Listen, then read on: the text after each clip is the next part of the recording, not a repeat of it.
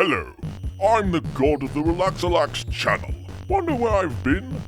I wouldn't be a god if I simultaneously ruined your lives while not being around at all. Today we have some exciting new SEO-tested headlines about the future and update of this weird RelaxAlax universe. So hold on to something purple and glasses oriented because we're diving into the first announcement.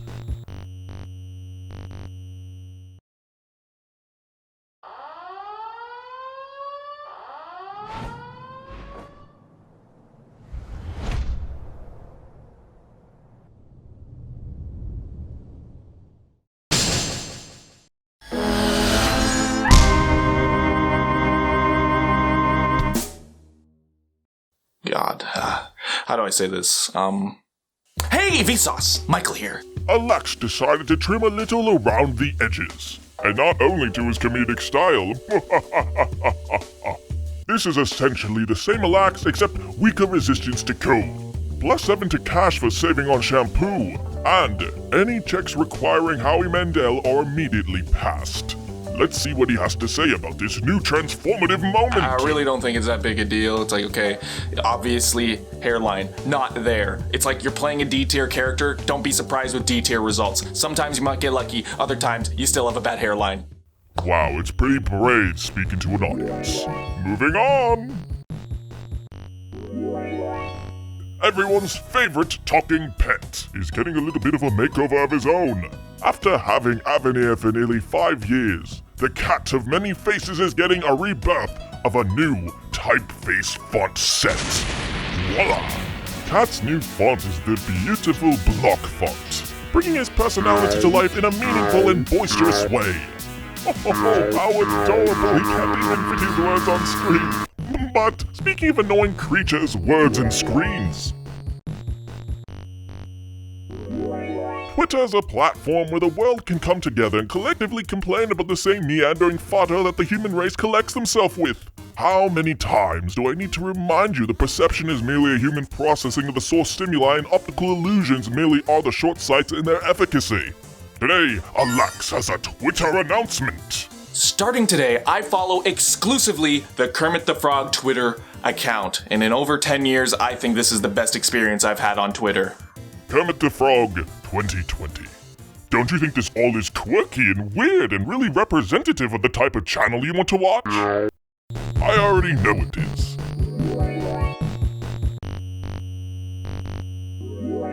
The long-awaited Alax Eating Cereal Simulator is receiving an additional delay into 2021. We wanted to get a full catalog of cereals available and hard-coded each grain into the game. It's taken a lot of love and patience, but I assure you it will all be worth it. Alright, you done with your bullshit? I'd like to get back to the content of the channel, talking about the updates for the year. I've optimized this direct with the best possible updates. Yeah. It's quirky, it's weird, it's what the people want. Do you actually think they care about you or your thoughts? You burning out is as representative as a car burning out of the road, leaving only tire tracks to gawk at. Now, prepare yourselves for the new RelaxAlax characters.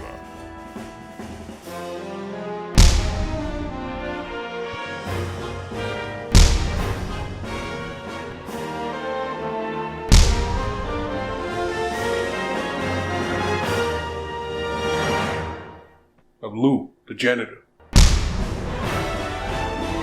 Alright, dude, we don't need a janitor. But I'm Lou, the janitor.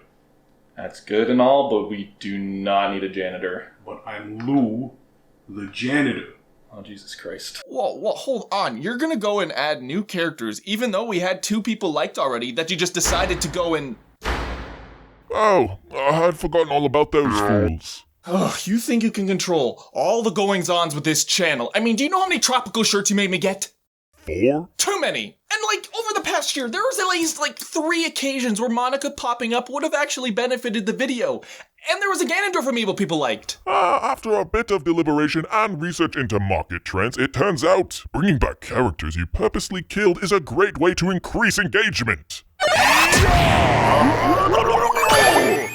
Hey, I'm back! Looks like things are coming up Ganon. Hey! I don't know what to say. Usually you're the one that says something first. Perhaps her minuscule brain has melted from being trapped in a realm full of visual novels.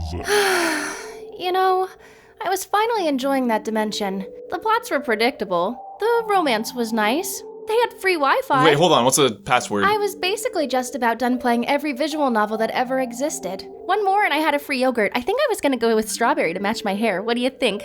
Amen, sister. Redhead for life. And the conclusion of your little arc? I don't know why I ever wanted to leave these things. The real world frickin' sucks. Why do you think I talked to my cat?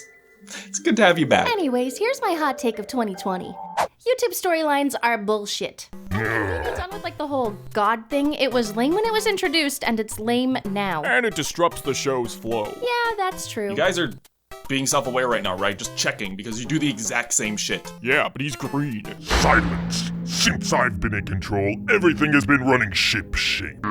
Without me, you all would perish, or have to get part-time jobs. Half of us were dead. That's what you call a success? God, is this how people felt about me? Yeah, except he's green. Am I speaking another language here? I have full reign over this world, and I'll make you follow every little command as I wish. I want the ground to be upside down? I can do it! I want a VPN sponsorship! Boom! What can you possibly do? First off, I'm insulted. I'm a YouTuber. I have VPN sponsors up the wazoo. I can support my internet for like 3 lifetimes. And 2, what if I told you we've been inside Cat's Paw-Cat dimension this whole time? What? Yeah, I know. It's a pun on Paw-Cat. It's pretty clever. No, the bloody ruse! How? So that text he put over Cat just now, that actually made a perfect veil for him to charge his I hate you attack. Wow, all of that for nothing. Huh.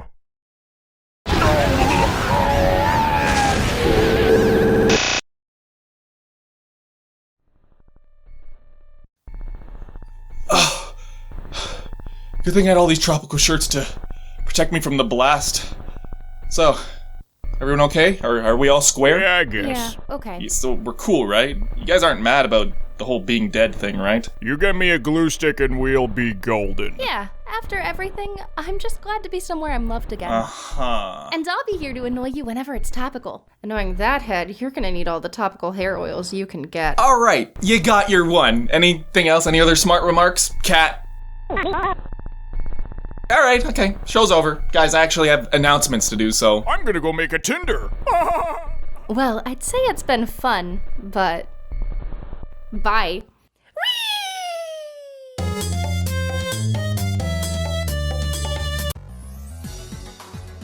So the first update will be to the content and how that's changing. So as I've mentioned in other areas, we're going back to a once every 2-week video format. Now this is done so we can actually spend time on the videos, take longer, and actually make it so they're not rushed. And I won't say the ones that I've made in the last year have been rushed, but holy shit, this button is stuck. I do feel like I got to put in more timing into the script, to the editing, and had more time to polish videos when I had 2 weeks. And the videos in 2019 technically did take 2 weeks. It was just more of me cramming one thing over another, and that got to be really stressful when I had other priorities such as school. Now, the videos are going to be once every 2 weeks. I don't know if they're going to be like consistently. If I feel like I have a video that I can put up a week before, then you'll have 2 videos in a row and then another in 2 weeks, you know? I always had a schedule just so I could actually upload more consistently, have more topics to talk about, and keep myself in check. Now, Know Your Moves, those are just going to be whenever Duke can get them done. I still want them to be monthly, but as you can see, sometimes it's like once every 2 months. I've always cared about Know Your Moves to be something that takes long and is worth the wait, and I think all of you get the same idea. So it's probably going to be the same schedule, just not every Thursday. So if I put out a video on Thursday and then the Know Your Moves comes out the Sunday, that's probably what's going to happen. So the content, now that I've had a chance to see what I like, don't like, and how I make it, is going to change just a little bit. I initially did once every week to be consistent on YouTube. I've tried my hardest to balance SEO, to like try and game the system, but guess the what? YouTube's fucking garbage! Have you looked at the trending tab? If my name isn't Jimmy or Fallon, I'm gonna have a mental breakdown for making content. Like, why am I gonna waste my mental energy, my physical energy, my emotional and monetary energies. You can only blame yourself so long for this website before you kind of have to realize that, hey, the system's broken. It couldn't all be us. It really couldn't be.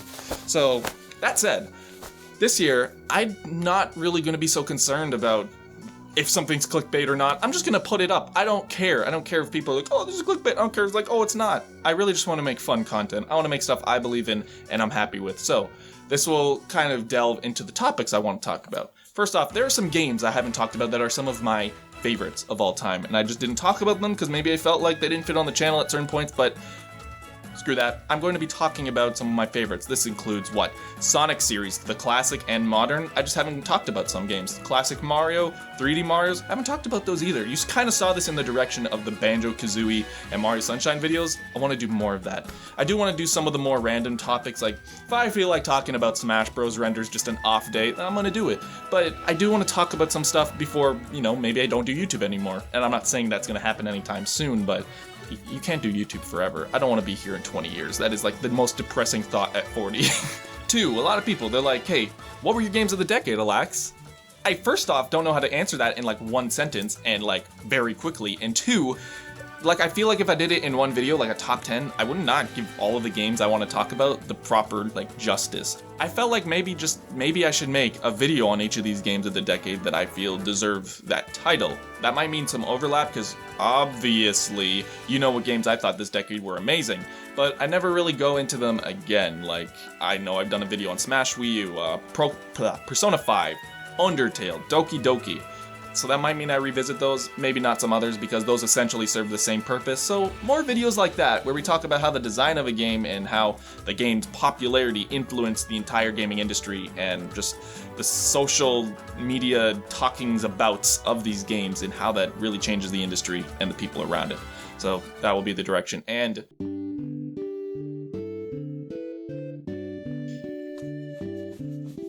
Numero 3, I'm going to be talking about more than games this year. And I don't really care if that doesn't fit under the RelaxAlax brand. Because frankly, I'm me. I'll talk about what I think I want to talk about, and I'll do the analysis on things that I feel like I can bring myself to. I'm obviously not going to do stuff that's too left field, I would ease you into it. But I would do basically the same analysis on movies and shows, anime, whatever, because those are things I care about. And why am I gonna open another channel and put effort into a video there because it doesn't have to do with gaming? RelaxAlax isn't mainly gaming, it's a cat and me analyzing the design of things, and that can extend to anything. I've always been afraid, oh, I'm scared to jump and do a Mario Strikers video, oh my god, people loved it. Oh, I'm scared to do a Persona 5 video, oh my god, people loved it. Oh my god, I'm scared to do a series, Know Your Moves, oh my god, people want me to do more of it.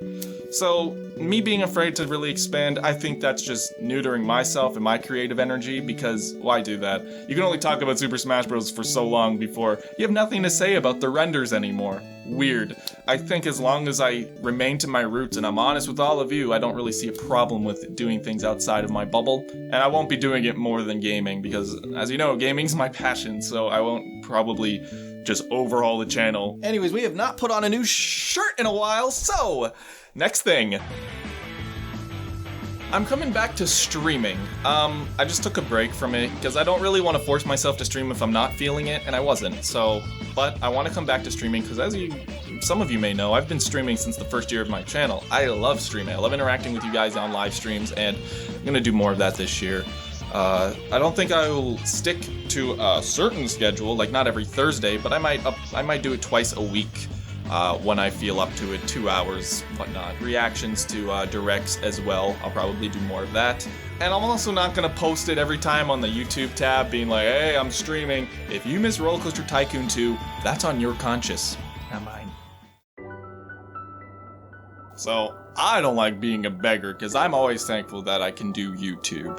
If I have to get a job because the website can't, provide, because the system decides that I'm not gonna make as much some months, then I'm gonna have to get a job. There's no shame in that.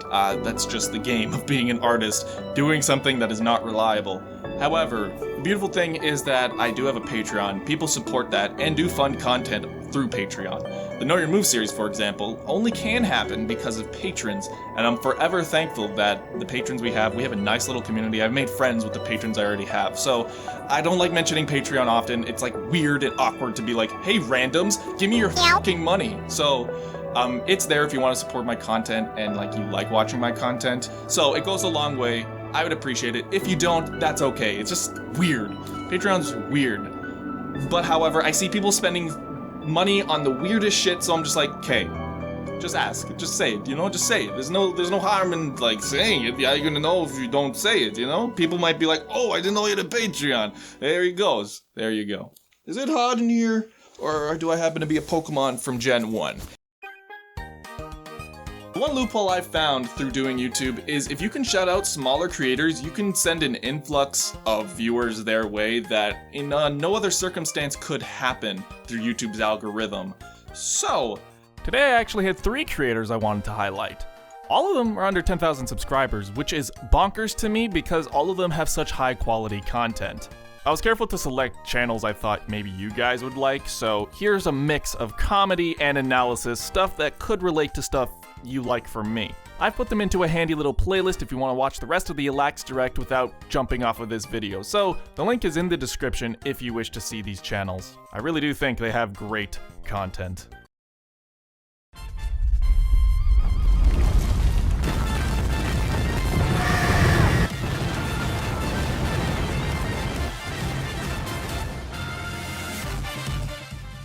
Super Monkey Ball, released in 2001 for the GameCube, is a Fever dream of a game. that I don't even know how to begin to describe. It was not, however, the first in its series. That title belongs to Monkey Ball, released earlier in that year in Japan.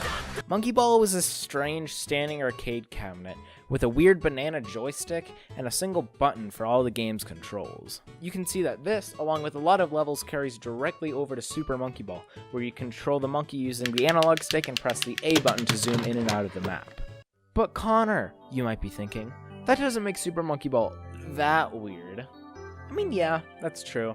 There's been a lot of other weirder games that have been made, but I still feel like controlling a monkey trapped inside a hamster while rolling around and completing obstacle courses in the sky is still really weird. Now, what does this all have to do with 1-1 specifically? Well, everything that Super Mario Bros. Aspired to be needed to be communicated in the game's opening moments. Everything from the first moment that a player looks at the screen needed to exhibit Miyamoto and Tezuka's vision. The background was to be a vibrant blue to show off the potential of the Famicom, showing brighter, more visually appealing worlds. Clouds used the same sprite work as bushes in different palettes in order to make the space feel more lived in, and also getting the most out of assets with very limited cartridge space. Koji Kondo's music was developed with no genre in mind, him putting the feeling he got while playing the game directly into his score. Miyamoto and Tezuka were creating a Super Mario world as much as they were a game, one that they wanted players to explore more than any other game had let them previously. Looking at Bandana Dee, his most prized possession is his trusty spear, which is going to be his main form in combat, among other types of copy abilities that Kirby can obtain from Waddle Dee and Do enemies, like Beam and Parasol. But back to jabs, Bandana Dee uses the smash equivalent of Star Allies' spear jab. The combo itself is pretty self-explanatory, where it thrusts his prized spear forward, and then after that, a flurry of jabs from the spear follow suit, going up, then down, then forward, and repeat.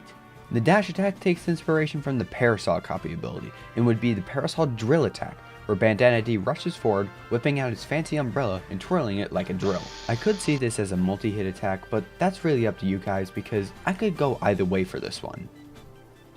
Now onto the tilt attacks, and starting off with the forward tilt, it should be the spear thrust, basically a stronger jab with a longer reach.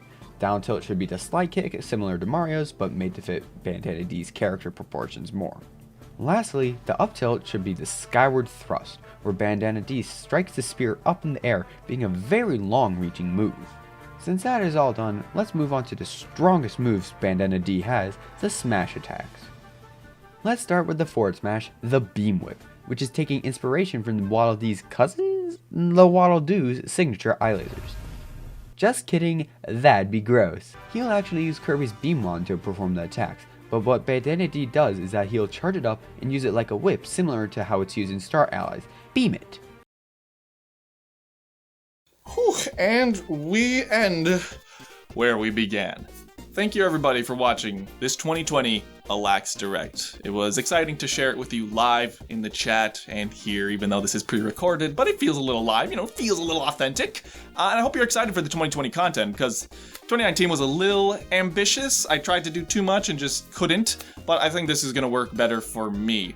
Beyond YouTube, I'm taking a lot more personal time to focus on other projects other than YouTube videos, and focusing on my health and my well-being, because honestly, as I said, putting my full energy into YouTube, it is a full-time job, but treating it as more than that is just not fair to myself. The website doesn't show that it cares about its creators, like it just flippantly decides to change some rules and regulations that I could not possibly predict, so why invest that sort of energy?